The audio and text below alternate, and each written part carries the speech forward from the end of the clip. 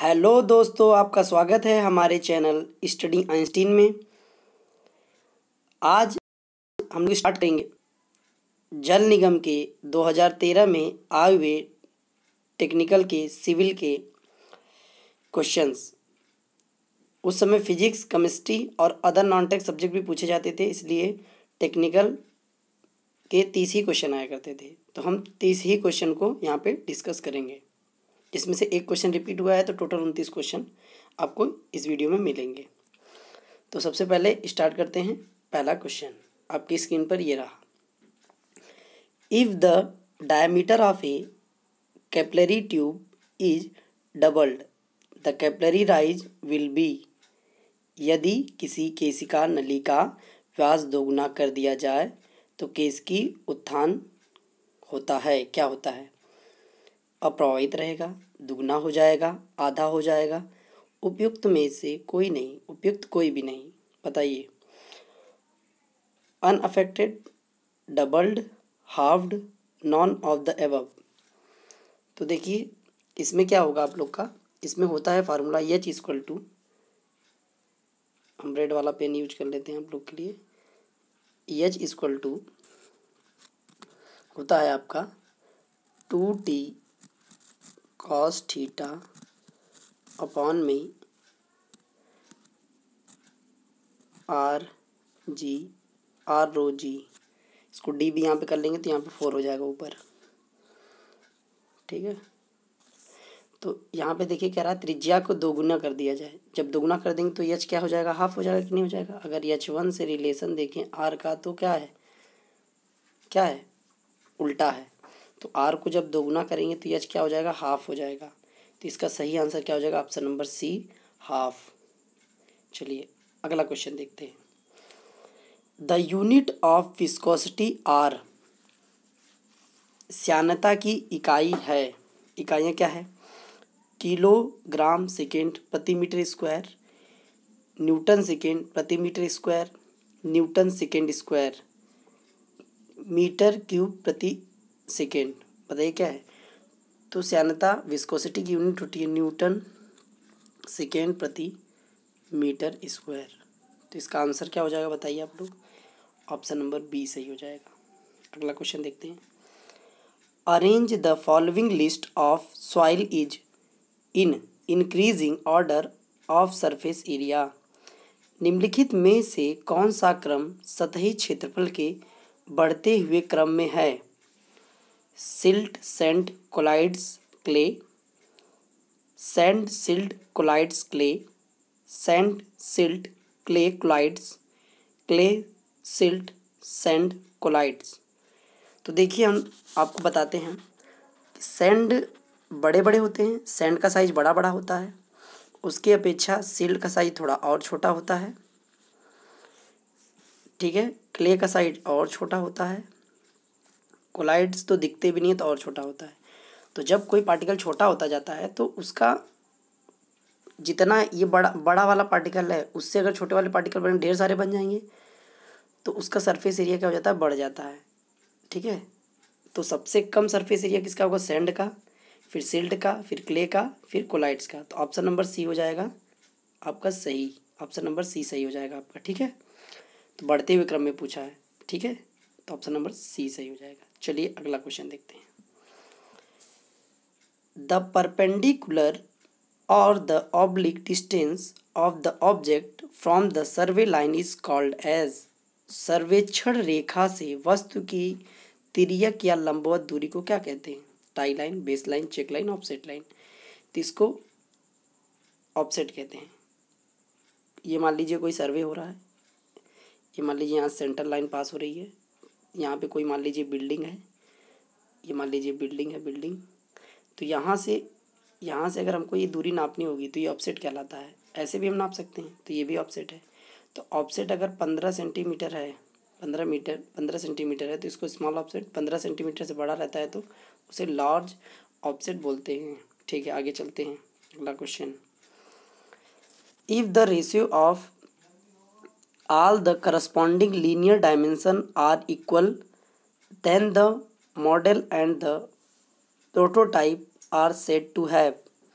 यदि सभी तदनुरूपी रेखिक विमाओं का अनुपात बराबर है तो ऐसे मॉडल और आदि प्रारूप को निम्न रखने वाला कहा जाता है: geometric similarity, kinematic similarity, dynamic similarity, static similarity. ज्यामितीय समानता, शुद्ध गतिक समानता, गतिक समानता, स्थैतिक समानता। इसका सही आंसर हो जाएगा आपका जियोमेट्रिक सिमिलरिटी। ठीक है ना। अगर सब डायमेंशन सेम है तो उसको जियोमेट्रिक सिमिलरिटी बोलेंगे। जैसे मान लीजिए कोई ट्रायंगल है इस टाइप से और उसकी सारे डायमेंशन वगैरह सब समान है तो उसको ज्यामितीय समानता कहेंगे। सब ये भी बराबर, इसके ये तीनों बराबर है और एंगल भी बराबर है तो क्या हो जाएगा, जियोमेट्रिक सिमिलरिटी हो जाएगी आपकी। ठीक है। अगला question, A rectangular plot of 16 kilometre in area is show on A map by a similar rectangle area of 1 centimeter square. RF of the scale to measure a distance of 40 kilometre will be।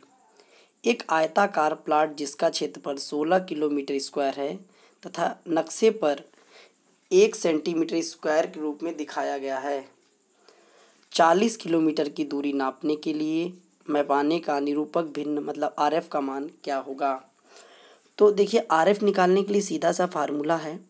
अगर area है तो under root पे ले लेते हैं, ऊपर भाई map जो ड्राइंग की माप है वो ले लेते हैं, नीचे जो रियल पैमाना है वो ले लेंगे किलोमीटर में।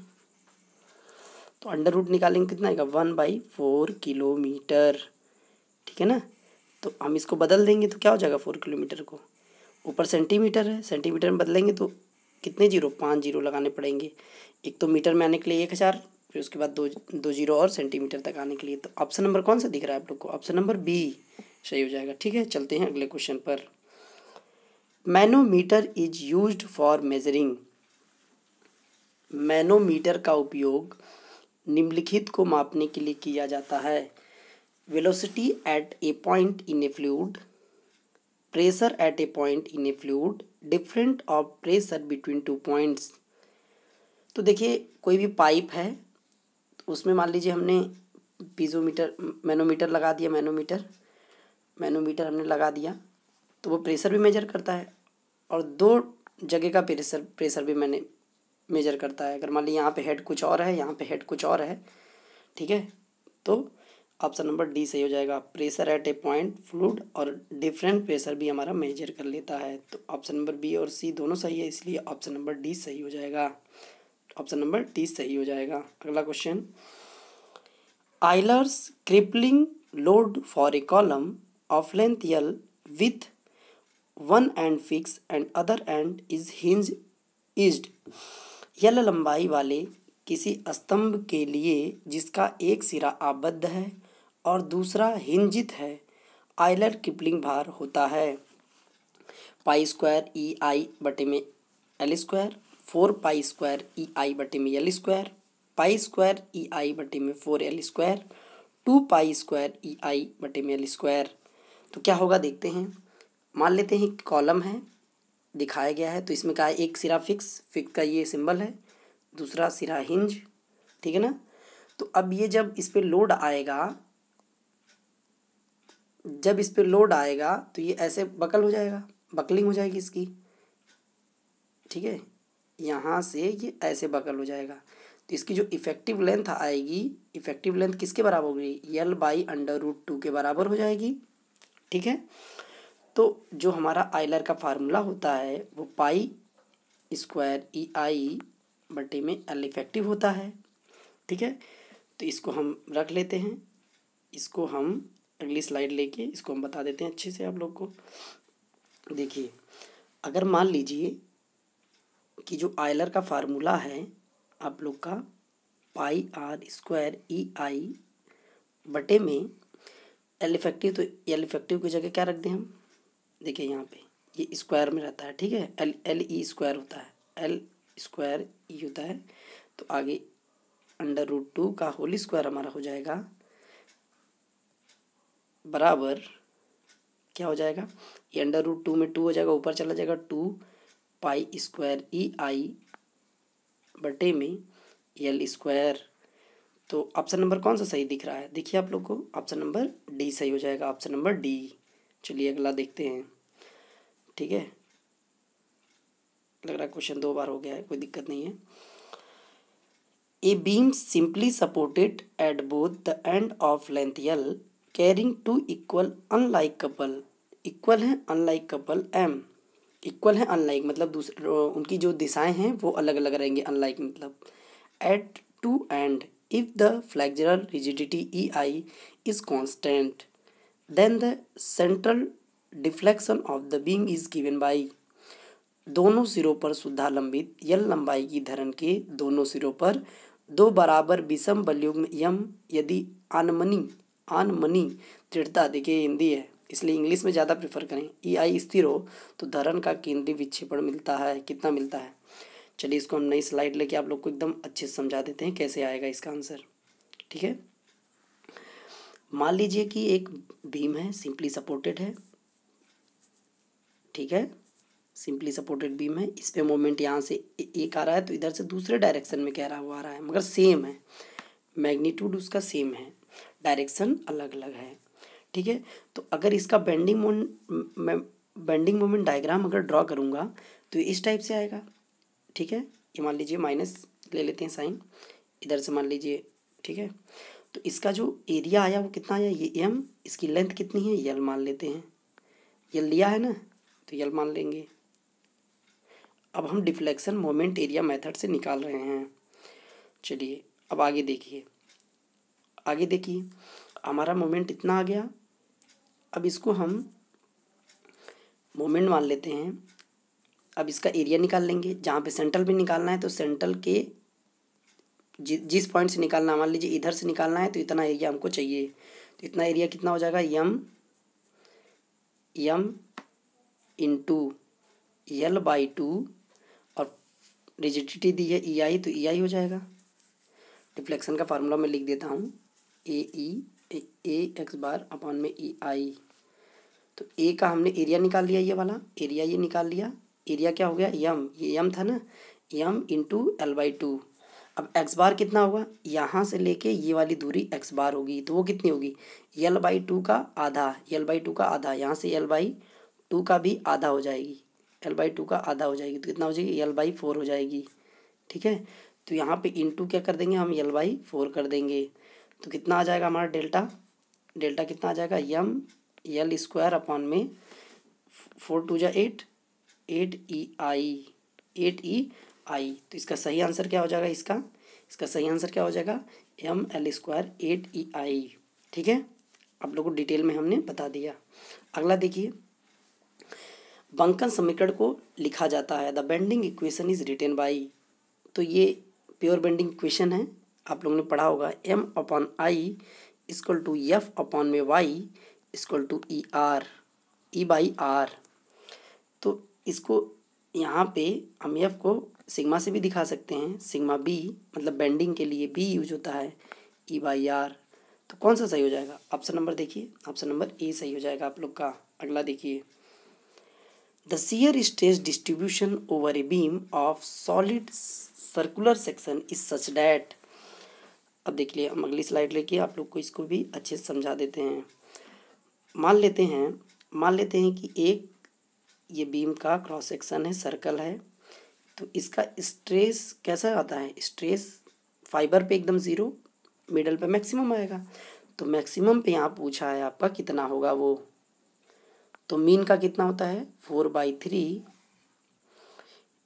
क्यू मीन होता है, क्यू एवरेज यहाँ पे ए ले रहे हैं। ठीक है, एवरेज, तो इसको क्या हो जाएगा हमारा, क्यू मैक्स इक्वल टू 4/3 का डिवाइड करेंगे तो 1/3 क्यू एवरेज या मीन। तो ऑप्शन नंबर कौन सा सही हो जाएगा बताइए, ऑप्शन नंबर कौन सा हो जाएगा, ऑप्शन नंबर सी सही हो जाएगा। आगे देखिए, Le Chatelier methods can be use to determine, Le Chatelier विधि का उपयोग तय करने के लिए किया जाता है, fineness of cement, fineness of aggregate, soundness of cement, compressive strength of cement, बताइए क्या किया जाता है। तो इसको हम बता देते हैं आप लोग को। देखिए, कोई भी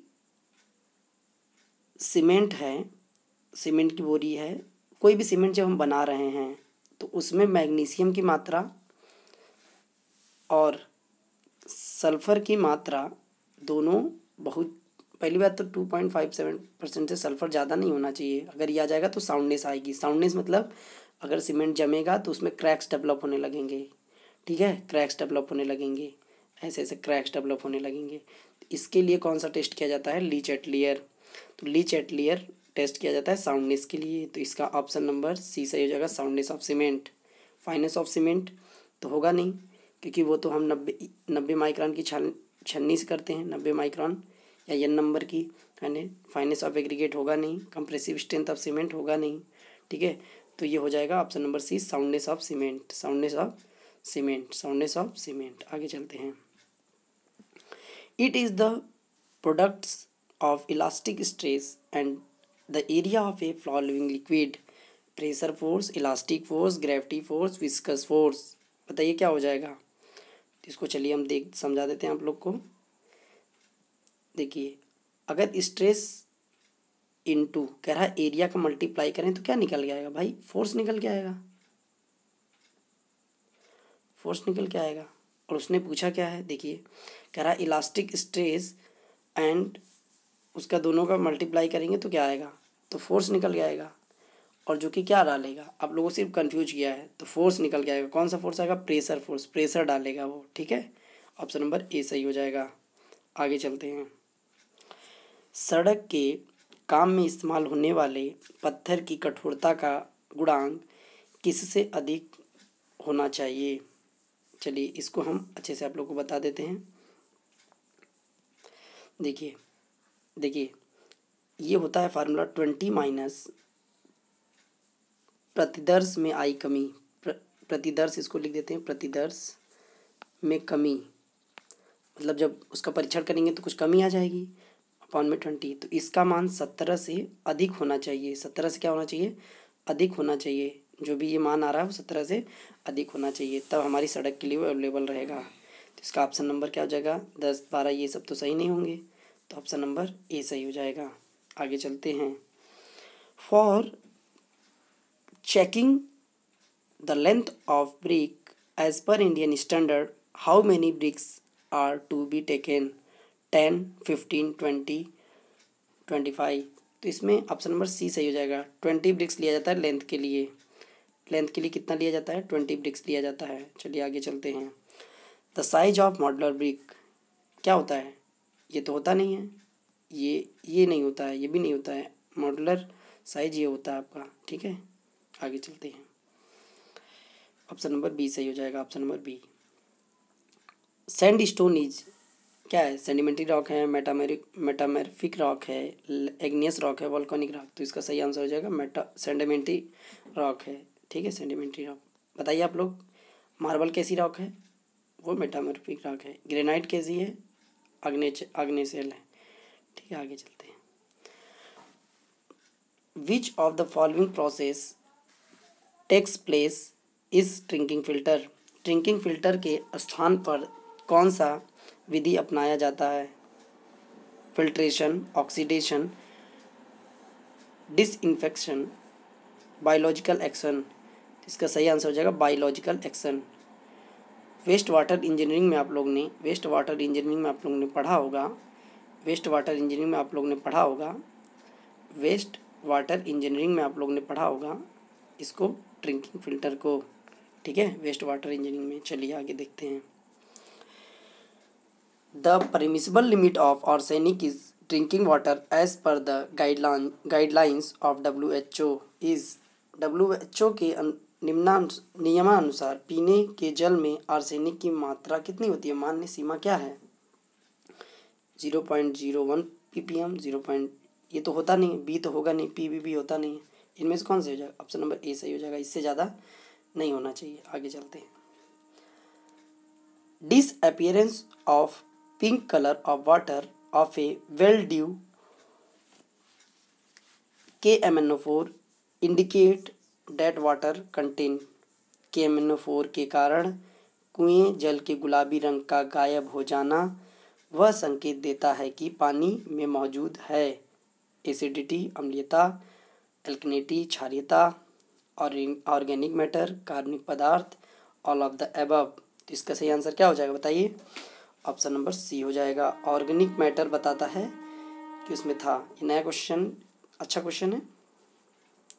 the maximum permissible limit for fluoride drinking water is, पेयजल में फ्लोराइड की अधिकतम सीमा क्या है? सीमा है बताइए 0.1 मिलीग्राम पर लीटर, 1.5 मिलीग्राम पर लीटर, 5 मिलीग्राम पर लीटर, 10 मिलीग्राम पर लीटर।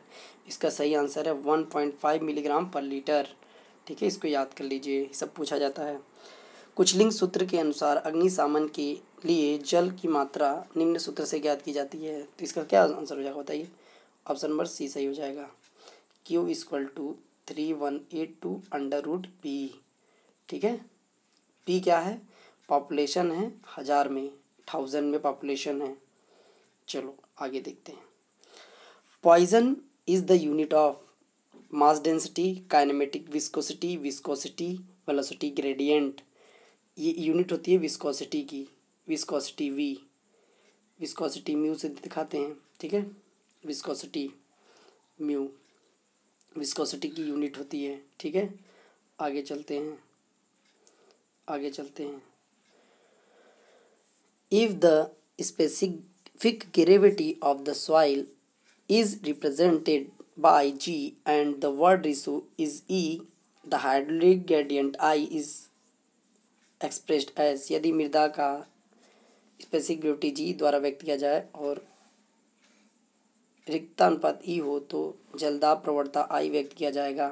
किससे होता है? तो आप लोग को पता होगा G - I / 1 + E critical gradient होता है। इससे ज़्यादा, ये बहुत इंपॉर्टेंट फार्मूला है। ठीक है, ई क्या है? वाटर रेशियो, जी क्या है? Specific gravity. आगे चलते हैं। A sample of saturated clay has porosity of 0.562। The word ratio of the clay is. चलिए इसको हम अच्छे से डिस्कशन कर लेते हैं। पोरोसिटी दी हुई है, ई निकालना है तो ई का फार्मूला होता है N1 - N। पोरोसिटी दी हुई है 5.6, क्या दिया है? 562। तो 0.562 अपॉन में 1 - 0.562, तो इसका आंसर क्या आ जाएगा? 0.46, सॉरी रुक जाइए, 562 अपॉन में 0.4, यहाँ पे 83, तो ऑप्शन लगभग 1.2 के करीब आएगा। तो कौन सा दिख रहा है ऑप्शन? 4.283 आ जाएगा। तो ऑप्शन नंबर बी सही हो जाएगा। ए सही हो जाएगा, ए सही हो जाएगा। ऑप्शन नंबर ए सही हो जाएगा। ठीक है, 1.2 आ रहा था तो ए सही हो जाएगा। इसमें तो है नहीं, इसमें भी नहीं है, इसमें भी नहीं है, तो ये सही हो जाएगा। आगे चलते हैं। Glacial soil are those which are, हिमानी मिट्टी होती है डिपोजिटेड इन सी वाटर, सागर के पानी में निक्षेपित, deposited at the bottom of lake, सरोवर के तल में निक्षेपित, ट्रांसपोर्टेड बाई रनिंग वाटर, चलते पानी में परिवहित। नॉन ऑफ द एबव, ऊपरी में से कोई नहीं, ऊपरी कोई नहीं। तो इसका ऑप्शन नंबर डी सही हो जाएगा। ये तो ये भी नहीं होता है, ये भी नहीं होता है, ये भी नहीं होता है, तो ऑप्शन नंबर डी सही हो जाएगा। कोहेजनलेस सॉइल आर, बहुत सिंपल क्वेश्चन है। तो सैंड होता है, सैंड में क्या होता है? बॉन्डिंग नहीं होती है आपस में। ठीक है, क्ले होगा नहीं, सिल्ट होगा नहीं, सिल्ट बीच का, क्ले और सैंड के बीच में आता है, तो ये भी नहीं होगा। ठीक है, ये दोनों भी नहीं होंगे। ठीक है, तो ऑप्शन नंबर कौन सही हो जाएगा? ए सही हो जाएगा। ऑप्शन नंबर ए सही हो जाएगा। When the curvature of earth is taken into account the surveying is called. जब पृथ्वी की वक्रता को ध्यान में रखा जाता है तो उसके सर्वेक्षण को क्या कहते हैं? जियोडेटिक सर्वे, हाइड्रोग्राफिक सर्वे, प्लेन सर्वे, प्रीलिमिनरी सर्वे। तो इसका सही आंसर है जियोडेटिक सर्वे। ये 2 बार क्वेश्चन आया हुआ है, इसलिए मैंने एक बार लिया है। चलिए, ए फाइंड विच, अच्छा इसको थोड़ा सा और बता देते हैं आप लोग को कि ये 260 से ज़्यादा होगा तब जियोडेटिक सर्वे होगा।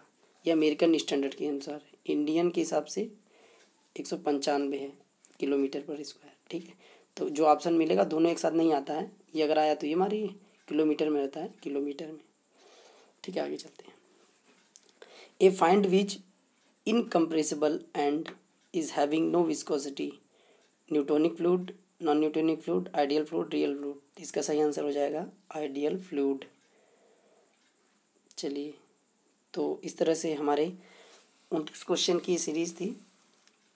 ठीक है, तो अगले वीडियो में 2015 का पेपर हम जलनिगम का लेके आते हैं। तब तक के लिए नमस्कार, अपना ख्याल रखिए, पेपर अच्छे से दीजिए आप लोग, आपका ज़रूर होगा। अगर मेहनत करने वाले हैं आप लोग तो ज़रूर होगा आप लोग का। धन्यवाद।